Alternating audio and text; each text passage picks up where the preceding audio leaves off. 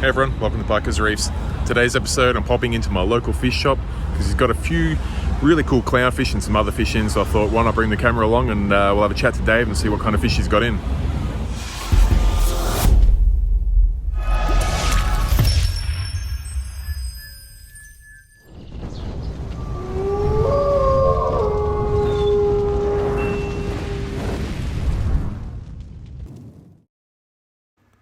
Alright, so here we are. DeerPark Aquarium is my local fish shop, and I was chatting with Dave, the owner there, last night, and he was telling me that he got some pretty cool fish in, and I should come along and check them out. Even though I'm not looking to buy any fish at the moment, he said there's some pretty unique stuff that would be worth popping in for a visit, so I figured, hey, let's bring the camera along and check it out.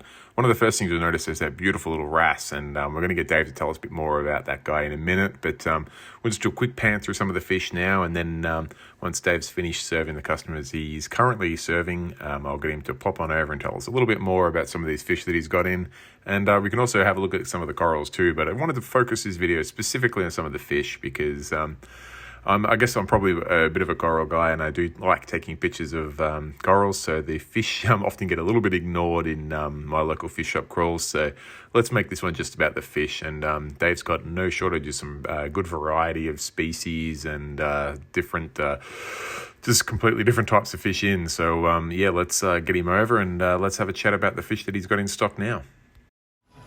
All right, Dave, tell us about some of the fish you got in here, especially these clown guys here with these cool eyebrows and little mustaches going on there, or goatee beards. Clowns. We get these locally bred by a guy here in Melbourne. Everyone's slightly unique, but these two both look like you've got a bit of a hipster mustache happening. Definitely going to be popular in some of the hipster suburbs in Melbourne. What other clowns have you got in here? Are these standard Ocellaris, or are they... Got a bit of the Ockies, we've got some snowflake, there's some saddleback perks, yeah, right. A couple of Picassos as well.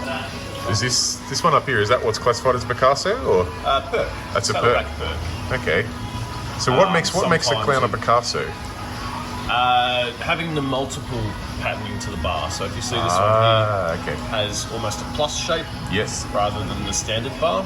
I gotcha. Okay, so you go from kind of like a T, a sideways T, to a plus. Just some sort of uniqueness to the bar.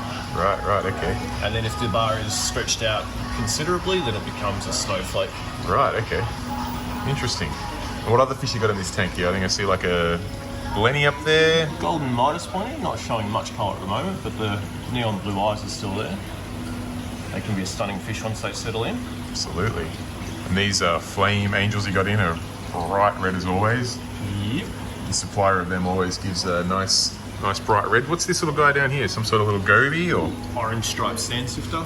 Yeah, right. Just obviously has no sand there, so get him some sand when it gets delivered. No, not sifted just yet, but I mean, those guys are normally beasts. He's obviously quite small little baby. Smaller species, that one as well. Oh, okay, right. Yeah, interesting. And the tank down below, what do we got going on in here? We got like an angel, a couple of angels. Tiny little queen angel, still got some juvenile colour. Absolutely stunning. And is this what type of angel is this one here? Flagfin. A flagfin? Not the most coral friendly. You see the blue lipstick? It's kind of like anti-poison lipstick. Yeah, right. So he loves to munch on coral. Loves your zoas and everything else. Fair enough. Got a wicked school of pajama cardinals. Got a couple of long-nosed butterflies. Got your copper band. Margined. Margin, so it's a Western Australian variant.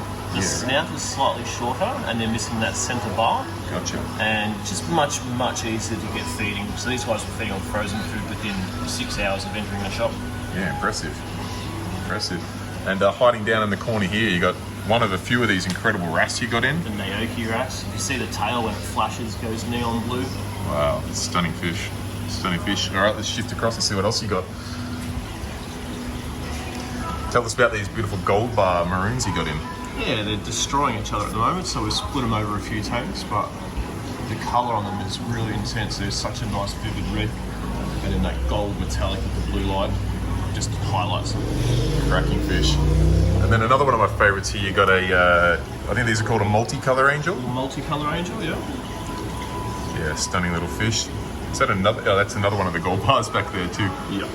Yeah, stunning. And then you got these are they Great Barrier Reef Chromis? Yep.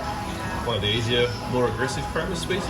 And the yellow on them's nice and vibrant too, which is always cool to see. Yeah, that sort of split tone gives them a point of difference. Absolutely. What do we got down in this one here, Dave?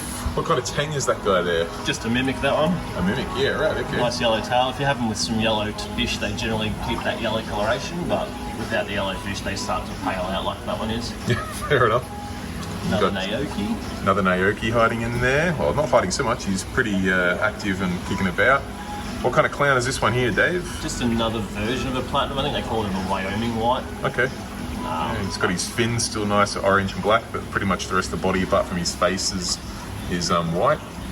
We've got the always full of character Flame Hawk. Flame Hawk. A couple of really large Royal Grammars this week. Yeah, I see laying pretty low like they like to do when they first go into a tank. But yeah, good size unit. Just came in last night. The fox face is trying to hide behind the sea fan there. Yeah. Fairly unsuccessfully, but doing his best.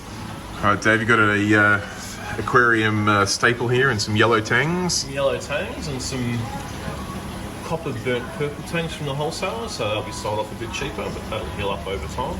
Yeah, right. So when you say copper burnt, you're talking about this sort of white line erosion across them. Yeah, okay. That's from a little bit of heavy dosage of copper in overexposure to copper treatment. Okay, but it is recoverable, yeah? Definitely. The scarring will last 3 to 6 months, and then you'll never tell. Okay, so if someone's looking for a purple Tang, it's a good way to get one that's. I mean, obviously, if it's been overexposed to copper, it's been treated, but the scarring will wear off, and she'll be nice, healthy fish in a few months. What type of angel's this one in there, Dave? Big Emperor Angel. Big Emperor, yeah, yep. One of obviously an adult that one. Got me into this hobby. Still got a little bit of the juvenile circles showing through. Yeah, okay, I can see there, down there, yep. And this guy here? It's an Isabelita or blue angel. It's Okay. kind of like a queen, just not as colourful. Yeah, right. Somewhat uncommon, but they do pop through. And pricing-wise compared to a queen? Very similar. Yeah, okay, right. So it's not exactly a poor man's queen. It's No. it's just a variant, basically. Just a variation. Yeah, fair enough. Very cool, nice. And then down in this tank down here, you've got something a little bit more unique that has a bit of a funny story behind it. These big guys here. Yeah, some blue-lined and red-lined sea perch. And I was half asleep when I made the order. I got a customer looking for some sand perch, and I accidentally clicked on sea perch instead. So if anyone has a giant tank that wants some dinner-sized fish eventually, we're selling them at less than what they cost us, just to make sure they go into a good home. yeah, classic. I mean, they look like they're full of character for a large. I assume is it a predatory fish or just big? I honestly don't know enough about them. I'd assume that they'll still eat whatever fits in their mouth. And they've got a decent sized mouth at that. So Yeah, and if you see the bottom of this tank is almost spotless. Yeah.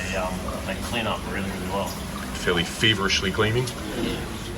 All right, so down here we've got some more Emperor Angels showing the juvenile colours. And then Yeah. the blue line juvenile in the back there. Yeah, just seeing him hiding down there. He's kind of making it hard to pick up on camera, but The adults will look completely and utterly different, but some people can confuse the blue and white stripes. But if you see them side by side, they're quite obviously different. These juveniles are nice and bright too. I mean, they're absolutely stunning fish. And you got another one of the sort of variant on the maroon clown in there as well. So these are a thunderstorm or a version of a lightning maroon clown. So they have that sort of almost lace-like barring to them. Yeah, they're stunning fish. The white's almost metallic, and the They should get a nice blue shine to them as they mature. yeah, real cool. Very nice. And you've got the yellow striped cardinals in there, a Nice little schooling staple. nice schooling staple, beautiful fish. And then onto one of your final tanks, you've got some sail fins. You've got is that an Emperor or is That's that a Karan. that's a So Quran? that one's got the C-shaped white bars Yeah, instead of the okay. circles. I see now. Yep. And some more of these lightnings. Now these are premium lightning maroons. Okay, they got just because of the patterns a little bit different. The perfect lace work on them. Yeah. Right. Interesting to know. They need a different name because it's more like lingerie than lightning, but they are. Maybe that's an very pretty exclusive. You heard it here first. Lingerie maroons. And the Antheas you've got in there, they're a Bartlett. fish. Dispar. This part close, showing my Yeah. inability of identifying They're all Antheas. screaming at us for food right now. Yeah, they see the camera and think it's a tub of food. And then in the back there's a pair of crosshatch, not crosshatch, I wish them. In the back there's a pair of blue jaw triggers, but they've just gone in there last night, so they're not showing much colour at all at the moment. Yeah, they take a little bit to really get that bright coloration, but they're nice and active and keeping themselves busy. Nice one. So the Spanish hog was a rescue out of a client's tank. It was being quite aggressive, so we put it through a tank transfer method for 2 weeks. Gave it a few other little bits and pieces, but yeah, pretty fish. But the teeth just do a bit of damage if he cracks the shits. Seems to be fine with the tongue at least though. We had to move the angel out of his way though. Yeah, right. And what size would you estimate this guy to be at? It's probably 8 inches. He's a fair size unit.